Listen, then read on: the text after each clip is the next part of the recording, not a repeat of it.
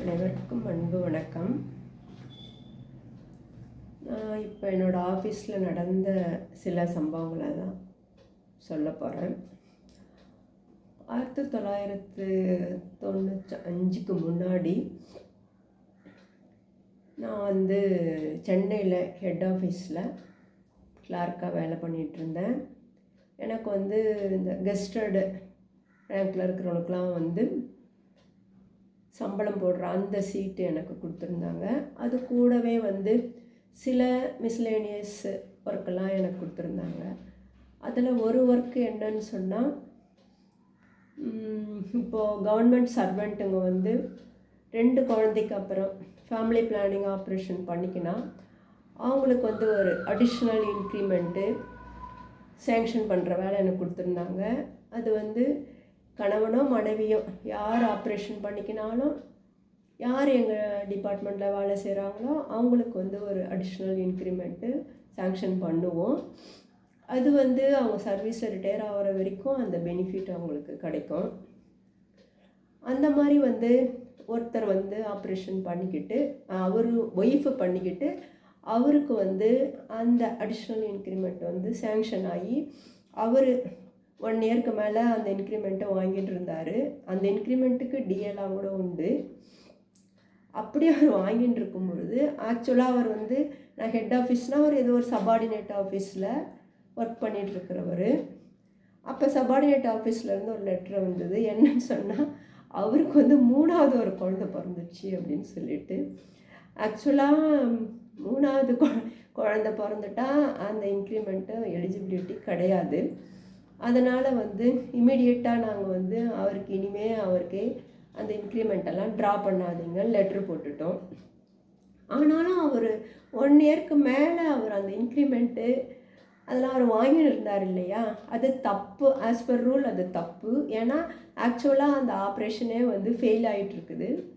அதனால் என்னோடய officer madam சொன்னாங்க, நீங்கள் உடனே ஒரு லெட்ரு போடுங்க, அவளுக்கு ஆல்ரெடி என்னென்னலாம் அவருக்கு பே பண்ணியிருந்தாங்களோ அதை எல்லாத்தையும் கால்குலேட் பண்ணி அவருடைய சேலரியிலேருந்து ரெக்கவர் பண்ண சொல்லுங்கள் அப்படின்னு சொன்னாங்க. ஆனால் எனக்கு அது இஷ்டமே இல்லை. ஏன்னா அவர் ஆல்ரெடி அவருக்கு 3வது ஒரு குழந்தை பிறந்தது, ரொம்ப கஷ்டத்தில் இருப்பார். இன்க்ரிமெண்ட்டை வேறு ஸ்டாப் பண்ணிட்டோம். இந்த ஆல்ரெடி கொடுத்த பணத்தையும் ரெக்கவர் பண்ணுனா அவர் ரொம்ப கஷ்டப்படுவார் அப்படின்னு சொல்லிட்டு, ஏன்னா ஆப்ரேஷன் தப்பாக பண்ணிட்டதுனால தான் அவருக்கு 3வது குழந்தை பிறந்திருக்கு.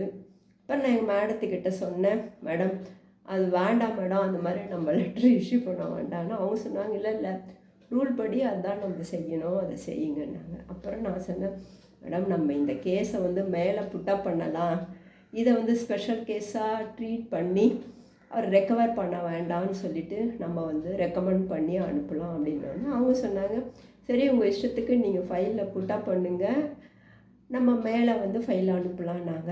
ஆக்சுவலாக எங்களுக்கு ஹெட் ஆஃபீஸாக நான் ஒர்க் பண்ணிட்டு இருந்தால் கூட அவருக்கு அந்த ஜிஎம்க்கு அந்த பவர் கிடையாது.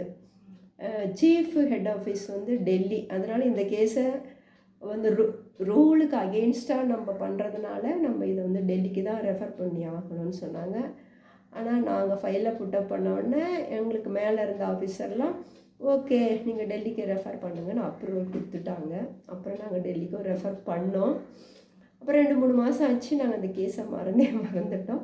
அப்புறம் டெல்லியிலேருந்து ஒரு லெட்ரு வந்தது. என்னன்னு பார்த்தா, நாங்கள் என்ன ஆசைப்பட்டோமோ அதுக்கு அவங்க ஓகே சொல்லியிருந்தாங்க. அது பார்த்தோம்னா ரொம்ப சந்தோஷமாக ஆயிடுச்சு. அப்புறம் நாங்கள் எங்கள் சபார்டினேட் ஆஃபீஸ்க்கும் ஆல்ரெடி கொடுத்த அமௌண்ட்லாம் எதுவும் அவருக்கு ரெக்கவர் பண்ணாதீங்க அப்படின்னு சொல்லிட்டு நாங்கள் லெட்டரும் இஷ்யூ பண்ணோம். இது எனக்கு ரொம்ப சந்தோஷமாக இருந்தது. ஆக்சுவலாக 1970க்கு முன்னாடிலாம் பார்த்தா நம்ம நாட்டில் ரொம்ப மக்கள் தொகை அதிகமாக இருக்குது, அதை குறைக்கணும்னு சொல்லிட்டு அரசாங்கம் நிறைய ஸ்கீம்லாம் கொண்டு வந்திருப்பாங்க. நாம் இருவர் நமக்கு மூவர், நாம் இருவர் நமக்கு இருவர், நாம் இருவர் நமக்கு ஒருவர், இந்த சிவப்பு முக்கோணம் இதெல்லாம் சோத்திரம்லாம் வரைஞ்சி அட்வர்டைஸ்மெண்ட் பண்ணியிருப்பாங்க. திட்டமிட்ட குடும்பம் திகட்டாத இன்பம்லாம் எழுதியிருப்பாங்க. இந்த மாதிரி ஆப்ரேஷன் பண்ணிக்கிறவங்க அவங்க குடும்பத்துக்கு மட்டும் அது நல்லது செய்யலை, நாட்டுக்கும் அவங்க நல்லது செய்திருக்காங்க. அதனால தான் வந்து அவர் வந்து அப்படி சஃபர் ஆகக்கூடாதுன்னு சொல்லிட்டு நான் அவருக்கு வந்து அட்லீஸ்ட் இந்த ஒரு சின்ன ஒரு விஷயத்தையாவது அவருக்கு நம்ம செய்து தரணும்னு நினச்சேன். அந்த மாதிரியே நடந்தது. எனக்கு ஆக்சுவலாகவே ரொம்ப சந்தோஷத்தை கொடுத்தது.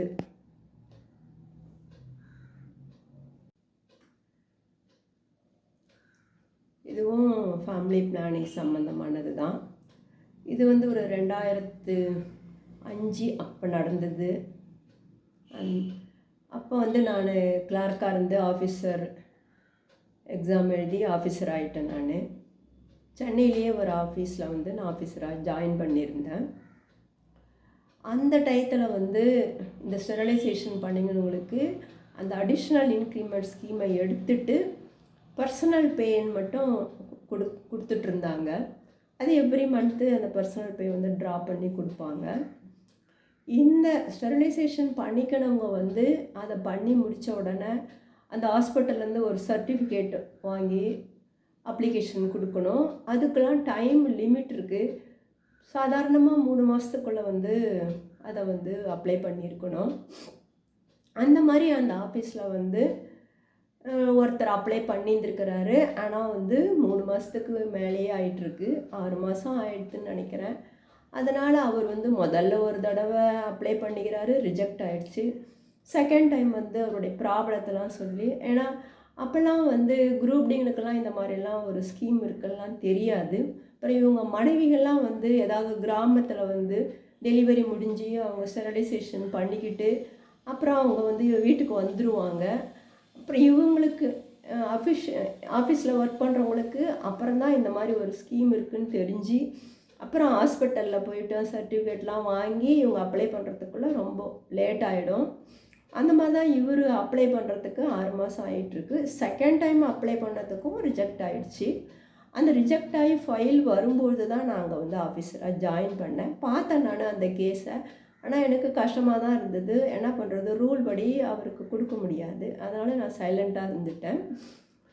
நான் அங்கே ஆஃபீஸராக நான் ஒர்க் பண்ணதும் எல்லாருக்கும் சேலரி கொடுக்குற சீட்டு தான்.